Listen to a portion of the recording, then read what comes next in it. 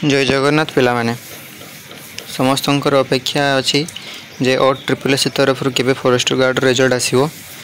तो एत पर्यंत किसी भी तो सेमती नोटिफिकेशन आसी ना किंतु तांकर गोटे रिक्रुटमेंट कैलेंडर गोटे चेंजेस आम जो रिक्रुटमेंट कैलेंडर को जीवा तो रिक्रुटमेंट कैलेंडर जो MPHW फीमेल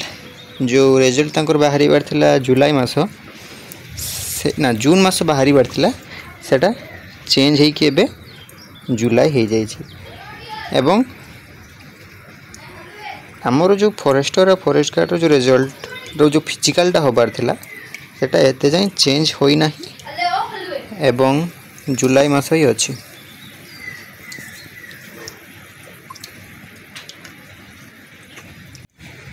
तो एबे पर्यंत किसी सेमती नोटिफिकेशन आसीनी तो हुए तो आज 29 है तो आज मे बी 29 आज ही रिजल्ट आसी पारे